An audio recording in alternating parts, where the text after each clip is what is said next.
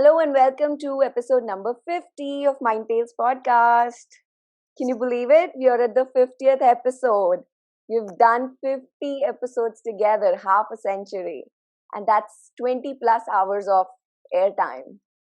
I was just reflecting on this journey and how incredible it has been. And I'm overwhelmed with how much I have grown through this experience, how much value I've been able to add with the messages I've been receiving from all of you. It's just incredible. So, I've been thinking about what else can we do? You've heard me on 50 different topics. What else can I do to make it more fun? And I know you love listening to my voice, but I also think you're ready for a change. So, here's what have been thinking about. So, I thought that how can we make it more interesting and inspiring and fun? And I thought, why not bring some incredible women who have applied coaching in their lives and changed their life. That would be such an amazing value for all of you to really get to know somebody like you, somebody who thinks like you think, somebody who has same challenges as you have, so that you can truly connect with them and get to know what coaching can do for what coaching is done for them, and hence what coaching can do for you. So that's what we're going to do today. So today I have a very special guest with me. She is an ex-colleague, she's a client, and she's an artist, and she's a mom. So she's dons a lot of hats, and you're going to learn from her a lot today. So let me introduce Ritika Goyal. Ritika Goyal is our special guest today. She is a manager at Deloitte Consulting. She's a mom of a 4-year-old. I might be wrong about her about his age, so I'm gonna ask Ritika. Hey, hi Ritika. Hi. No, you're right. He is 4. He is 4, is it? Okay. Yeah. Yeah. So my guess was right. Let me put this in gallery Yep. view. I can't really see it right now. Okay. Yeah. And she, as I was thinking about it, Ritika, when we met in 2011, right? When Yeah. I hired you as in my team in Deloitte, and I've been fortunate to actually see your entire journey, see you develop from the MBA grad to really the professional who people look forward to working with and give so much responsibility to. So it's been a pleasure watching you there. And when I was doing when I started coaching and I was thinking of designing this program for women, you were one of the first people I called.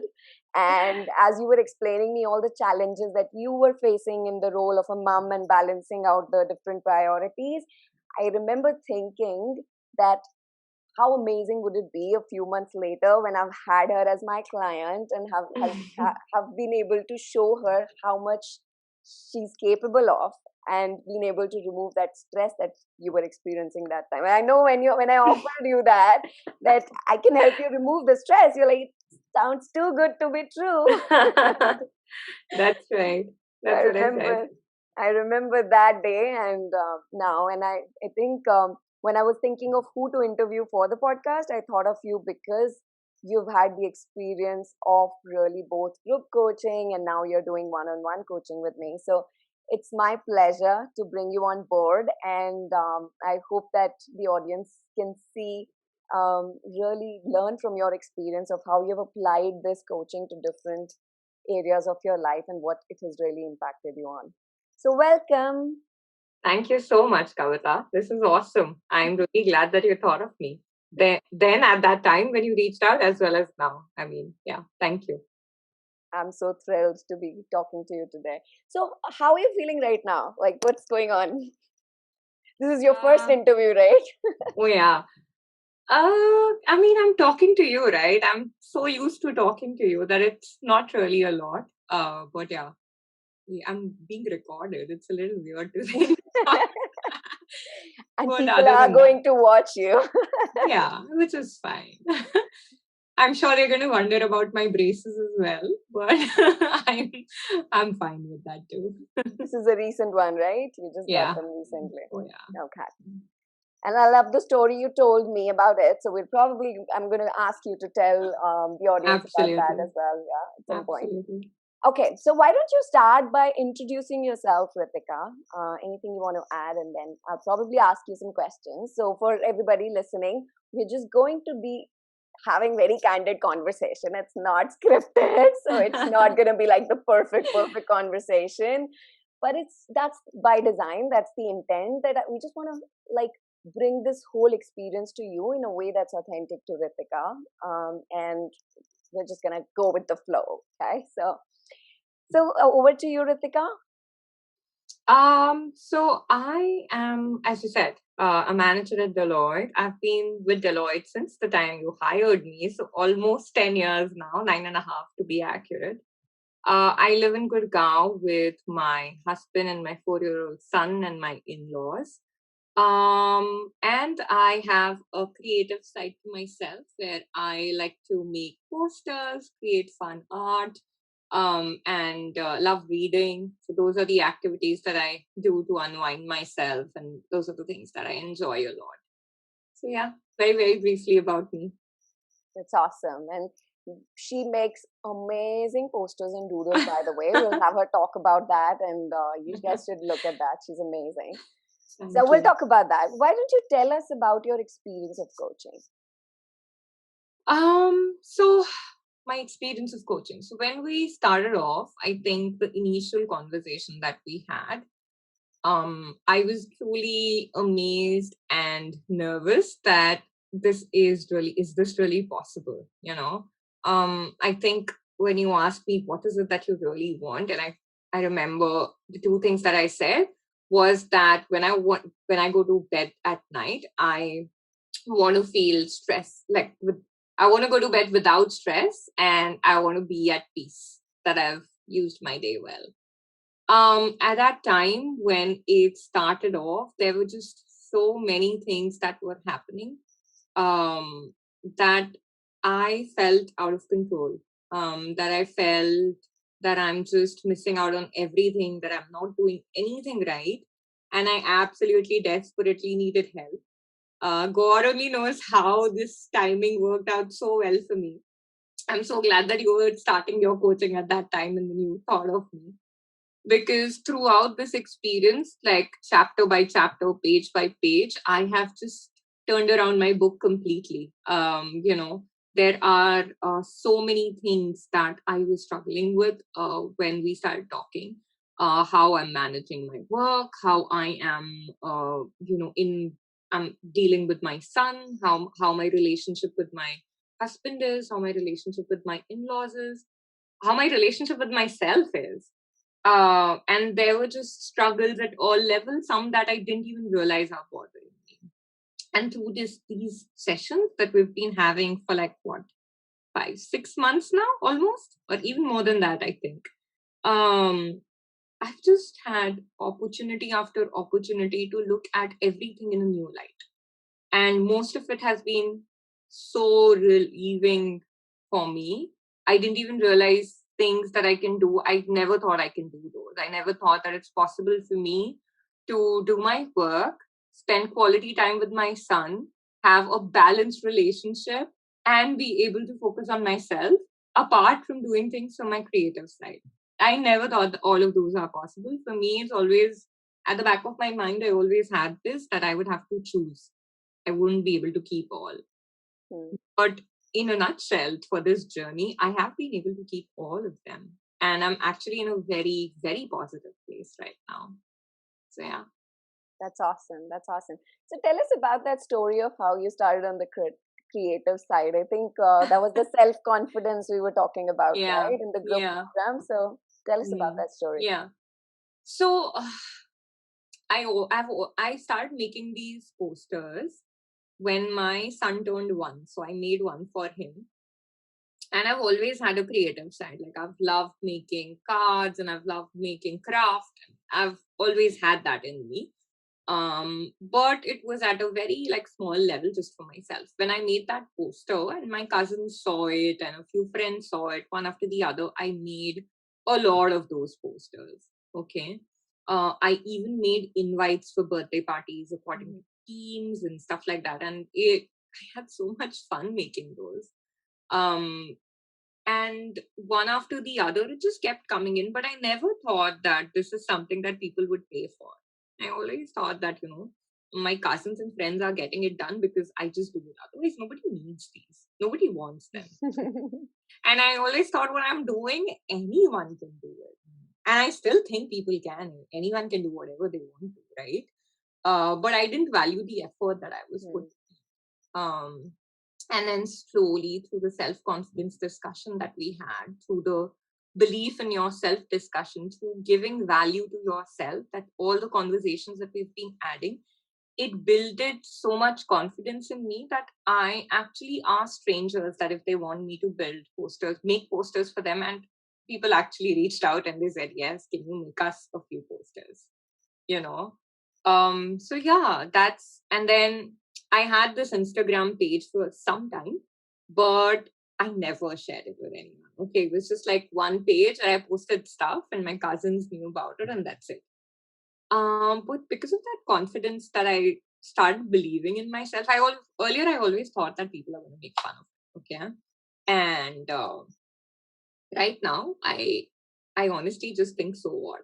They want to if they like it, they like it. If they don't, that's okay. Like I'm not worried about what others think anymore. And so I have the confidence to just randomly tell people that, hey, I have this page, why don't you check it out? And I actually had strangers reaching out to me, asking me to make posters for them. So for me, that's been a fab journey. It's like things have turned around for me from that aspect, where there was this one point where I thought what I'm doing is so silly, to this point right now where I've had folks come to me and ask me, can you teach us how you do it? You know, uh, very empowering. And another aspect of it is now I don't worry about what others are going to say, what others are going to think about it. I am enjoying it. I'm liking it, and I have enough faith in myself for things to keep moving. Yeah. I think what you said there, Ritika, is one of the common patterns that I see in a lot of women I coach. Our fear of what others are going to think about us Yeah. is huge for women, right? So tell us more about how was that experience like? How did you really change from thinking about them so much that you wouldn't do what you really want to do to coming to a place where you are more close to, it sounds like you're doing things that you really want to, like what has made that shift? I think from our conversations, right, Kavita, like one of the one of these sessions where we were talking about everyone is going to have their likes and dislikes.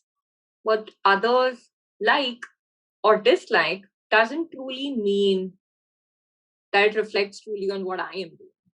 I should be enjoying what I am doing and I should have enough faith on what I'm doing. It doesn't really matter what others are thinking. A simple example, right? Like if I go to a shop to buy some clothes, there are always going to be pieces over there which I completely hate, and there are some which may be of the same designer that I extremely love, right? And that's going to be the case for every single shopper, and that's why you have all these unique designs. So there's something for everyone in that store, but that doesn't mean that the designer is going to stop designing thinking that, oh, 10 people came who didn't like it, but there were 100 who loved it, right? So it's all about finding those right people who are going to like what you're making, right? If that's what you're in for. On the other hand, there's also this aspect of enjoying what I'm doing. If I am enjoying it, then it doesn't really matter if others are liking it or not. That's okay. That's their choice. I have no dislike for people who don't like the work that I do. It's completely fine. And that was the shift that I had. It's okay for others to not like what I am making. That's fine. I like it. So I'm going to go. Okay. So it's more about that you shifted your focus from what others are thinking to what, whether you're enjoying something or not. Yeah, what truly matters to me, you know. So, and that it's not just for the posters that I make, right? Every day when women in all over the world, not just India, step out of their houses to work, there are 100 people ready to question us, right? that why are you leaving your house and your kid to work? We cannot stop to think about those people. We have to think about our sanity and what we like rather than what others are going to think. That cannot be our main focus. We have to do that change in focus, that shift in our thought process. It has to be more focused on us. And I think that's what I've learned across all of our discussions, even about, constantly I have this conversations with myself that if I do this XYZ person is going to feel so bad about it. But that's not the intention why I'm doing it, right? If XYZ person doesn't like it, it's okay. I'm not doing it to hurt them. I'm just doing it to make myself happy. And they can decide what they want to do with their time and their feelings. So it's the intention that matters for me at that point in time. That's wonderful. And you mentioned something there, Ritika, about making yourself happy. And this is again one of the other patterns. I get to work with women managers and leaders. And even though a lot of women I coach are very independent, financially independent in their way of thinking, I do see that there is a sense of that if I prioritize myself and my needs, I'm in some way taking away from the needs of my kid or my family. So, and that reflects in terms of the time that they spend for themselves doing things they like, and also reflects in terms of the money they're spending. So they think way more number of times when it comes to investing in themselves, whether it's this course or whether it's maybe going to a parlor and getting hair redone, or some other pampering things that they really feel like doing. They just think a lot before spending on themselves, but they don't think a lot before spending that on their family. Yeah. And I think I have seen some of those shifts as well in you. So from your perspective, what has been that change in terms of prioritizing yourself that you see now? I think we as women have this constant guilt that's like our constant friend we take along. It's just so sad and depressing, but all of us do that, you know. Oh, I am enjoying a book when I should probably be talking to my husband or my child or whatever. Um, I think it's high time that we let that guilt go. It's not that I've let that go 100%, but I'm on the path. I know that for sure. But one thing that I've realized, Kavita, is that if I don't focus on myself, I'm not going to be happy. And if I am not happy, anything that I do with anyone is not from a positive frame of mind. I'm doing it out of a negative frame of mind. And that cannot have a positive consequence, you know. So that was one of the biggest things that I learned while we spoke. And over a period of time, I realized I need to focus on myself because that's the root of everything. If tomorrow I am cranky for not being able to do XYZ things, it is going to reflect in the way I conduct myself in front of my son, no matter how I try. And I remember when we started talking, when I went to bed at night, I would have taken care of my responsibilities at home. I would have taken care of my work. I would have taken care of my son as well. But I was still not happy because I would go thinking, it's been so long that I read a book. It's been so long that I made a poster. So ultimately, even though I did everything, prioritized everyone else as I should have, I still wasn't happy, you know. So the bottom line is unless we don't prioritize, in fact, I feel like the word prioritize shouldn't even exist. It's not a matter of prioritizing. You start with yourself. That's the end of the discussion. There is no priority order there. First, you begin with yourself. That's it. And after that is when the priority listing starts. You are at ground level. If you want to go to level 4, you have to start with ground level. You cannot jump to level 4 directly, right? So you are that base level from which you start climbing those stairs. So I finally started doing that. I've had a lot of minor health issues that I've neglected forever, and these braces are a part of that. I have this huge jaw abnormality that had I not taken care of, I might have lost a lot of my teeth in a few years. And I've had this forever. And I have this constant strain in my jaw, which I just avoided. I don't know why. I never found the time to take care of it. But through these conversations that we've been having, I finally have started focusing on myself. There are certain things that I now do for myself. I have an hour and a half schedule in the morning where I'm just taking care of myself. I make sure that when I'm sleeping at night, I read a few pages of the book that I want to finish. It obviously takes me longer to finish a book right now, but that's okay. I'm doing it for pleasure. So that has changed my perspective on things so much. I feel so much better just thinking that, okay, this is sorted. I'm sorted. I'm going to be all right. So I'm starting to climb my steps from ground zero. Yeah. And I think that's such simple thing, but it's so misunderstood. Like women really think that when the other things are all important and this is somehow not important, taking care of their Yeah. own needs. I remember I was doing this in the time management piece. I was doing this baseline exercise of really figuring out what is my one of my coachee was doing, and as she described to me time that she allocated across all the activities, right? She's like, and I genuinely have those categories separated out for a purpose, where I say, okay, how much time do you spend on fitness? It's like 0.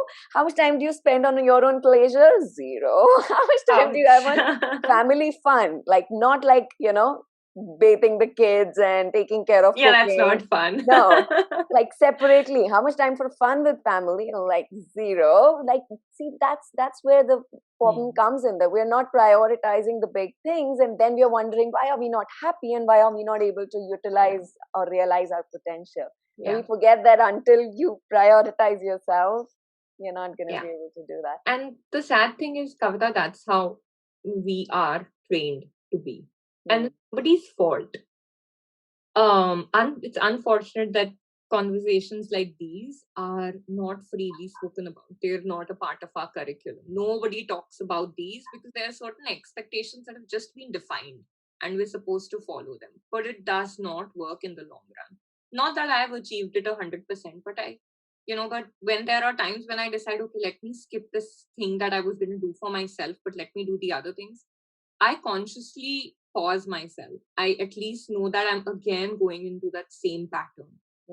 There have been days when I end up doing that. I skip the ground level and I try going to level 1. But then throughout the day, what I've started doing is I find out small pieces of time when I do the activities that I wanted to do for myself, nevertheless. So it's a journey. And we just need to start. We just need to take a step. Yeah, totally love it. And I think it's so deep rooted, right? Like, to your point, we've been hearing these messages all along that it's selfish to take care of yourself. And I was hearing, I think one of the women was like, the people who say this is very selfish act basically mean that you shouldn't act in the way you want. You should act in the way I want. So my selfishness, you should cater to my selfishness and not your selfishness. We should all be a little bit selfish, honestly. We really need to be selfish so that we can actually be for people around us, be there for people around us. Yeah. So true. So true. Awesome. I wonder why we think selfish is a negative word. It's a very positive word. We should all just be a little selfish. You know what? I'm going to do a podcast specifically on that topic. Give me an idea. I am also thinking about that. You remember when we were doing the group coaching program and you were talking about something where you were kind of struggling to make a decision, which was about prioritizing yourself. And I think one of the other women in the program said something. What was the term she used? Don't be a second-class citizen in your own home. I'm never going to forget that. I'm never going to forget that. And I use it so often to remind myself, little things we women do. I mean, I don't know if men do this too, but I definitely know that women do it, is that even if I want to change, like, because I stay in a joint family, right? Like, I have other members in the family as well. Even if there's one thing that I want to change in the house, I stop myself thinking about I hope nobody else minds it. So let it be. I'll do it some other time. I'll talk about it with everyone. But that's the thing. We're basically just making ourselves a second-class citizen in our own house. It's our own house. Nobody is going to mind it. Everyone around would be happy. And in fact, I feel like if I do a few changes, others would feel encouraged to do the same. And we'd have a very colorful house. So yeah, I was second-class citizen. Yeah. And I think what you pointed out was even in terms of making decisions that we become second class. We feel like we need approval of our husbands or parents. Like, even though we are adults, we don't feel like we are empowered enough to make our own decisions. Yeah. And irony is we're so independent financially and all the other ways, but we still feel like, especially with husbands, I hear that a lot. So yeah, it's quite interesting. Yeah. I mean, it's tough it used to be tough for me to buy anything without talking to my husband. Not that my husband ever interfered. It was just ingrained in me that I'll talk to him before I buy this. And he'd be completely fine with it. It was just in my head. And so after all of these coaching sessions, a couple of weeks back, I finally went and bought a ring for myself. And I did it like sorry, I got a pop-up and got distracted. That's fine. But that was just like, I did not feel the need that I need anyone's approval for that. Or I need somebody to confirm that I can buy it. And it's not a big thing to buy either. It was just a ring. It's a very simple ring. Show us the ring. Okay, I'll show you the ring. I don't know if can you see it? Yes. Yeah, that's the ring that I bought. On your birthday?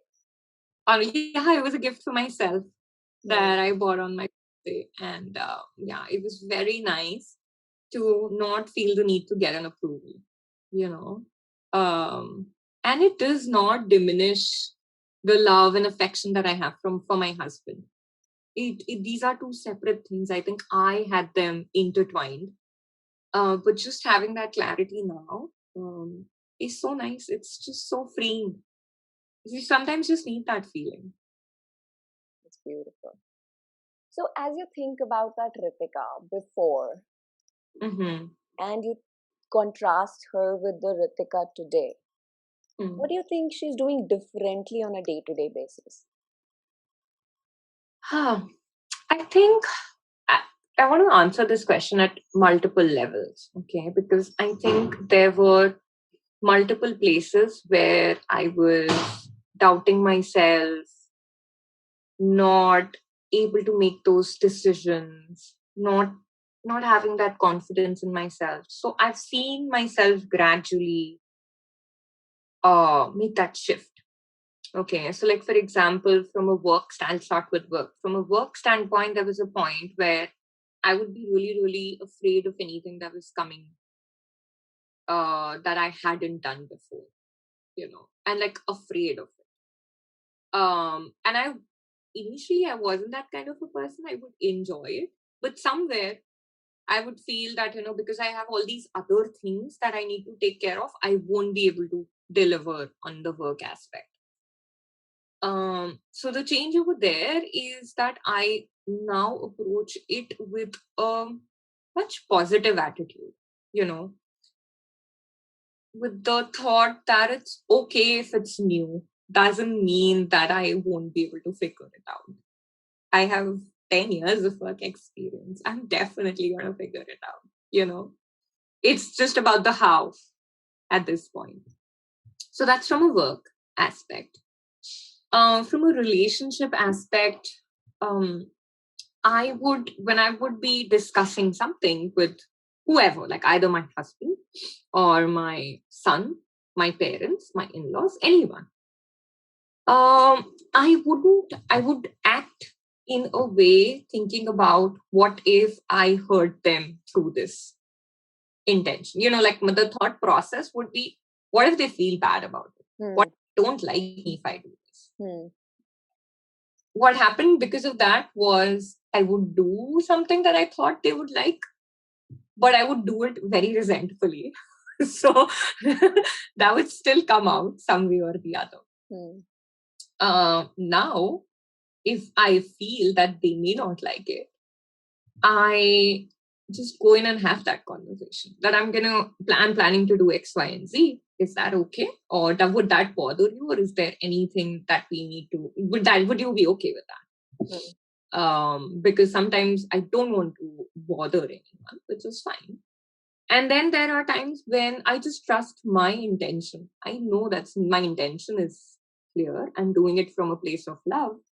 Why would it even bother anyone? That's the second part. And then the third aspect of it, remember we had that conversation where we said everyone has their own 50% of positive and their 50% of negative. Worst come worst, I always think they're getting their 50% of negative from here. So the rest of the day would be positive. So that's what happens from a relationship standpoint, that I can have much better conversations. I don't approach things from a negative mindset. I approach it from a place of abundance, as you say, rather than from a place of scarcity. And the conversations they don't end up in a fight. They end up in a decision, or they end up in an action. I used to, if I had a disagreement, that would impact everything that I would do. Go into this negative spiral where I am losing out on my work, angry at everyone around me, blah, blah, blah. Now that doesn't happen because I've sorted that out. And if I've not sorted that out, I still don't have a negative reaction for it. And I can just focus on my work. So that's from a relationship standpoint. And the third part is the self-belief and the self-confidence one. I think I answered that one previously, right? Like I am so much more confident about what I really, really, truly want, versus what I think others want me to do, and I do it because of that. So I've gotten to that clarity from a self-belief standpoint. So yeah, that's awesome. a very long answer probably, but it's very helpful.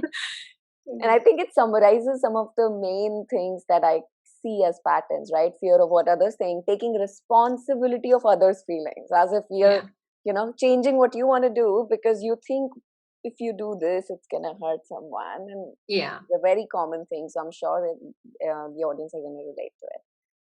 Okay, so tell me one aha moment, like a moment which was where you thought, oh my God, something shifted in me during the program. Anything that you remember? I think during the program, there were a couple of them. You introduced the model to me way back, right? And I think at that time, I was just very nervous about that model. That, oh my God, that means I am responsible for everything that I do. So that just scared me a lot, honestly. But then over the course, when we connected on a regular basis and we would talk about conscious model and what is it that you truly want to do, how do you want your thought to be aligned, what would your action be, etc., etc., I realized that okay, I can actually control my thoughts and I can actually make this happen. I just need to control my thought and wait a second, I can do that. I can decide how my thoughts go around. So that realization while talking in our sessions was one of the biggest aha moments for me. The other one was, which we spoke of earlier, was being a second class citizen in your own house, in your own life, honestly, not just your house, being a second class citizen in your own life. That was the second aha moment. But this was during the course, right? You actually, whatever you learn in the course, you actually slowly, if you start imbibing it, living by it, you start seeing that every day you have small, small aha moments where you feel like, okay, wait a second, I didn't spiral down to my, normal madness. I am behaving normally. And that is another aha moment that you would see that, okay, I am breaking my pattern. I am changing my thoughts and I am taking control. So, yeah. So how do you feel about yourself having done this work, Ritika? I feel wonderful about myself, Kavita. I think that I feel empowered, that if tomorrow there's something that goes wrong, I know that I can fix it. It may take time, but I know I'll make it happen. So yeah, I feel extremely empowered, and at the same time, I also feel very, very free. Yeah. That's wonderful. As you were speaking, I was thinking that a lot of times, to explain people what the value of coaching really is, it becomes difficult because there's intangible outcomes of it, right? So if I were to ask you, and a lot of women think, because there's lack of awareness about coaching, sometimes they think they want something like this, but they feel it's very expensive. So you've now done it for a while and you continue to invest in the coaching for yourself. So how would you describe the value of this coaching in your life? I think first of all, it's very important for everyone to realize that coaching is not there to fix something. There's nothing wrong with us. There's nothing wrong with us when we take coaching. Doesn't mean that something is going to be fixed, that we need some tightening of some wiring. That's not what's happening. Coaching essentially is strengthening your core beliefs in yourself. It's strengthening your true strengths. It's just making you stronger in so many aspects. You already have it in yourself. It just helps you strengthen those things. So I remember I was talking to someone about it where I said that, a lot of people go to the gym for what? They're not going to do marathons. They're not going to participate in Olympics. They're just doing it to strengthen their body. This is an investment to strengthen your mind, to strengthen your future. So if you want to be future focused, if you want to decide how your future looks like, there should be no thought of how much you're paying for it, right? Because it's an investment in your future. It's the investment in building your own mind, just as you invest in building your, I don't know, leg muscles or whatever. I'm not a gym person, so I can't give examples. But that's exactly what it is. As I was saying earlier, it is very, very sad that our education system does not talk about self-belief. It does not talk about you can do this. It mostly just talks about you just got 60% in this, so you better take commerce. It's science as if commerce is a bad thing. So, it's unfortunate that, that it's in fact not already included in our education. There are certain things you cannot put price on, and this is one of them, I feel. Yeah, so true. I remember when I did coaching, when I started to really understand these things, until then I thought I knew everything, that, I didn't need to be learning anything new. I understand this. And when I started to do this work, I realized I was so wrong. It's a continual work all of us have to do. And that's why I have a coach now. Even after becoming a coach myself, I continue to have a coach. And especially if you want to change your future, right? If you want to continue being the way that you are, that is excellent. But if there's anything that you want to change and you're unable to, you just need to get a coach. So how do you think a coach, in your description, how a coach helps you get from where you are to the future that you want? What do you think is the role of a coach in your language? I think what has happened for me, what has worked really well for me, is that during coaching, I see myself from a different light. I see the questions and the problems in a different light. I get a very fresh perspective that my trained mind is unable to see, because I am, I have that vision key where I only understand things in a certain way, and you're unable to focus on the other side. So I think coaching just helped me expand that focus. And that's what a coach does for me. That's what you do for me. When I come to you that, Kavita, these 5 things just went wrong. And when we start our discussion, I start to see that I was only looking at this much. But there's so much more that I can look at. And there are so many directions that I can look at it from. So that's what a coach does for me. That's beautiful. I love the way you've described it. It's interesting to know, right? Like each of us uses different words. So how you use versus how I would describe would be different. I love it. Love it. Thank Okay, you. so what Thank you. next then, Ritika? What next from here for you? For me? Well, I know I have a set plan for myself now for the next 5 years. I know exactly what I want. And yeah, for me, that's what's next. Those are the things that I want to do. Those are the goals that I'm focused towards, that I'm working towards. There's always this part of my brain that keeps telling me that, this is probably all gonna fail. So for me, my focus is to continuously move a step ahead towards that goal that I've set for myself. So that's what I'm gonna constantly continue doing. And I'm not gonna let my mind take over. I'm gonna continue deciding what my thoughts are gonna be.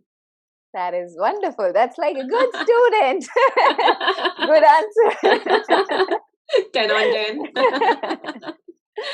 10. Beautiful. Well, I so wish so much success for you because you're incredibly talented and you've learned how to manage your mind and you continue to take support for that. So there's nothing that will stop you from achieving those goals that you have for 5 years. So me and my audience together wish you all the very best to make those dreams come true.